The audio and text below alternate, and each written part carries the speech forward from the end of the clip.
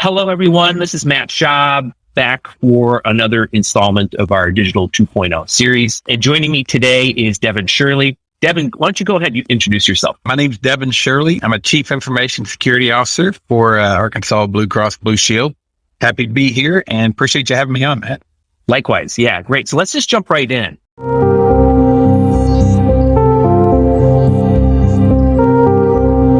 When you reflect back on your career, what is like the single biggest lesson that you've taken with you and kind of carried forward in what you do today? It's kind of a combination of things, really. It's a little bit, you've heard the people, processes, technology, and it's really understanding the interaction of those three, particularly when you're looking at transforming companies digitally. You've really got to give equal balance and equal consideration to those elements. And I'll just kind of touch on each one of those. Yeah, the technology, that's the obvious part. You're upgrading technology, you're adapting, where you're going from on-prem to cloud, you're looking at AI, you're looking at all these different elements that continue to just really just kind of hit us, not even yearly, but almost every few months we hear the new thing, the new capability. But really understanding, one, how do you transform your company's processes to adapt with potential new technology that you're bringing in? How does that affect the customer experience? How does that affect your employees? But then also looking at the skill sets do you have? Do you have the appropriate skills? So you got to train the people. If not, are you hiring the right people? Do you need to add people? Does the technology allow you to reduce staff? This constant balance, this three-way balance that you're looking at through all those elements. So that's probably the biggest thing. And then just kind of throwing a little fourth element to it.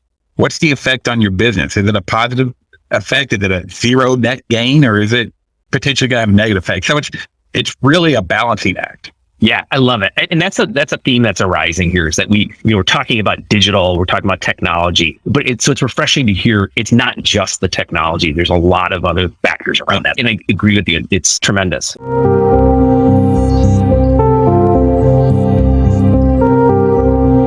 We talk a lot about the buzzwords we use: innovation, modernization, transformation. And I find those terms to be kind of overloaded. Everybody's definition is a little bit different. In your mind, what does it mean to you? It's definitely updating your business model. It's updating your organization to adapt to the changing environment, whether it be a social adaptation, technology adaptation, with COVID, people working remotely, that sort of element. It can be on many different planes that we're looking at. To me, it's really the ability to adapt in such a way that you enable the business to continue to succeed, to continue to propel forward, whatever that is. Those terms really overlap to me as well. And sometimes you hear it more on the marketing side, but I think if you just look at in terms of change, we've always had change. It's just change might look different now than it did the 60s and the 70s and the 80s, but that change is more technological. Everything from the smartphone to AI, now we're looking at things like crypto and components that are out there. And it's just being able to adapt to that change in such a way that you don't fall behind for your business, but you actually stay with it, or maybe even slightly ahead. Yeah, right on. And I think of what you just said in the previous topic too, about measuring and kind of monitoring and measuring. Would you say that's also for that factors into it as well? It does. I've always heard say, if you can't measure it, you can't manage it, but that you even know what you're transforming to. You can't move towards something if you don't know where you're at today. So you won't know if you're improving or if you're making yourself worse. You're not measuring it appropriately.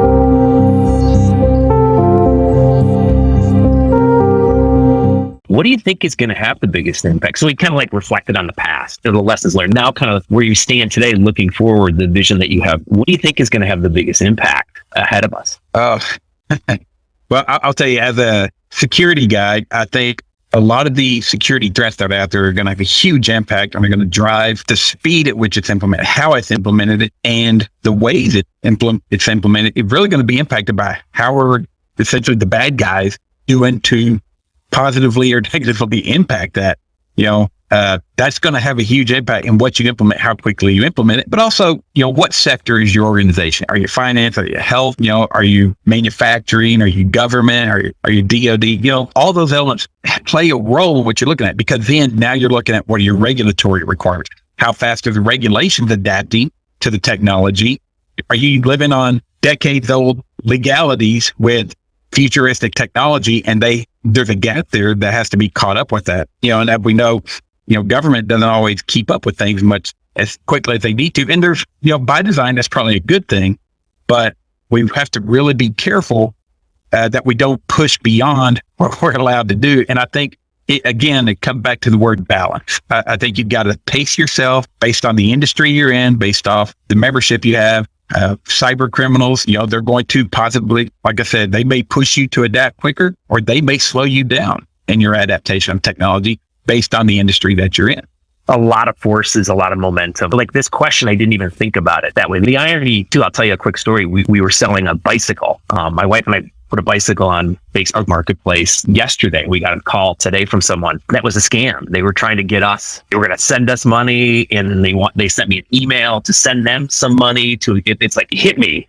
Knowing you and I were going to be talking about this stuff today too, I was like, wow, I do think security. There's a lot of bad actors out there, and I do think it's going to get even more. It's ironic. It's going to, the more we push, the more sophisticated we get, the more sophisticated the bad actors are going to be as well. It's maddening, but I was proud because we acknowledged it. We knew it right away. Everybody is getting smarter, but that's going to force the bad actors to get more savvy as well. It's come a long way from the Nigerian prince to the $1 billion. That it was easy to educate people. Then they're getting much better, and so you have to get your education, your awareness. Yeah, definitely. It was a pretty good attempt. I was all over it though.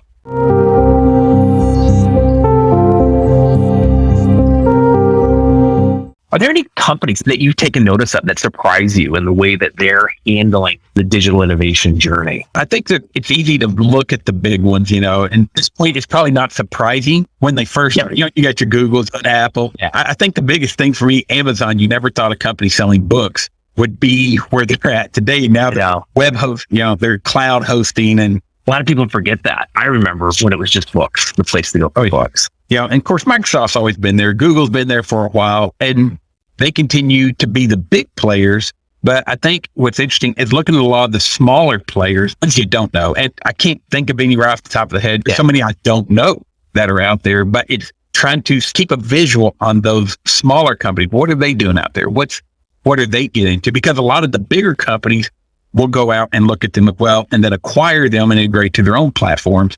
And some become their own. And I'll from a security perspective, I'll use a few. You have CrowdStrike, Cybereason, and as we gone from McAfee traditional antivirus to that next gen antivirus, or what they call endpoint detection response and EDR, and you've seen the evolution of a lot of those, and a few have emerged out. We have various metrics, industry agnostic tools that'll say, hey, we're going to rate this person, this particular company, their highest in their field based on user feedback. Different sources out there, and they all have their own favorites that they cater to, but overall, you can get a pretty decent picture about who the up and comers are, who's the darling of the industry for that particular product field. And you can really get some ideas in there. As far as does anyone surprise me at this point, I don't think I'm really surprised by a whole lot. I have to keep an eye on and go, okay, I like what you're doing. How am I going to secure that? If you were in my environment, how would I secure you and protect that from vulnerability to the bad guy? What's going to be my response for that particular thing? Now, here's where it gets really interesting. If with the IoT, the Internet of Things, I think 10 years ago, if you'd have said you could connect your oven to the internet, everybody would, what? Is that widespread? Is there a lot of people doing it? I don't know. I personally would probably never do it because I don't have a need to. 5 years, that use case will blossom out and I'll go, oh, okay, I need an internet connected oven. But I think it's interesting to see what things are becoming interconnected. And that's, to me, it's really driving a lot of the digital innovation is the interconnectedness of everything. Be nervous, on the cybersecurity perspective, but it's out there and it's driving a lot of the innovation overall. So it's never really just one or two main companies. It's really everybody working together through that entire ecosystem. The size doesn't stop you. Even small companies can be doing some pretty innovative things. We have to keep our eyes wide open looking at all this stuff.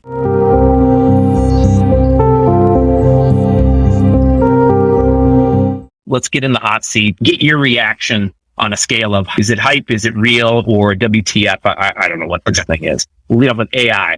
AI real. I do think there's a little bit of marketing element to it. You could get to the nuts and bolts of what's machine learning, what's AI, disagreement with some experts in those fields.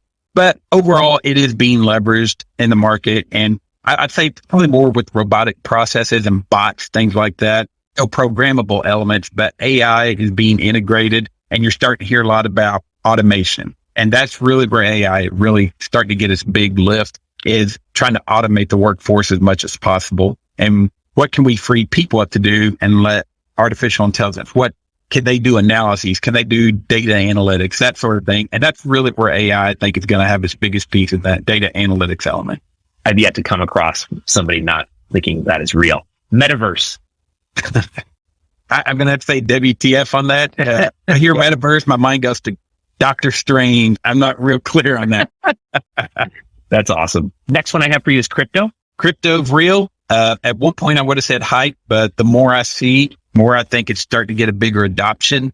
Particularly with the Russia and Ukraine conflict, I think I'm hearing more and more about crypto possibly being leveraged. And I've even seen, like during the Super Bowl, there were ads about crypto, and I'm starting to see advertisements about crypto. It's looked like there's a big push to really make it more real than what it has been. Next one's kind of fun. Elon Musk. I gotta say, I like Elon Musk, so I'm going to say real on this. I know some people may have issue with him, but I like his mind in that he pushes the limits. He really trying to get people to think beyond of what they're used to. And if Elon Musk wasn't here, would the electric cars be as far along as they are?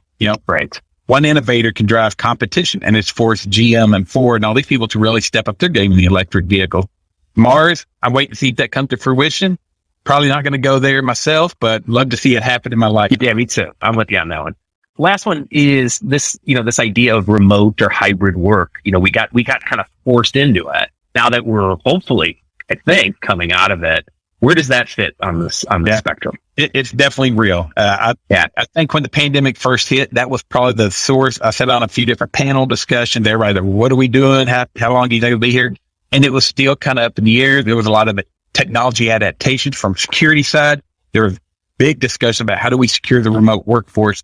Well, we've had 2 years, and everybody's gotten pretty decent at it, but it's definitely a big consideration. People are now taking jobs, with other companies because, this one makes me work full-time in the office. This one makes me work part-time. This one I get to work from home. And they're basing their job decisions based on, do they want to work remotely? Do they want to do hybrid, or are they okay with in-office?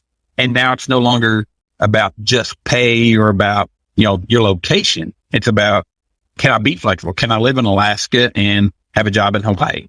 Yeah, it's a little tiny positive. I think that we're all better at it.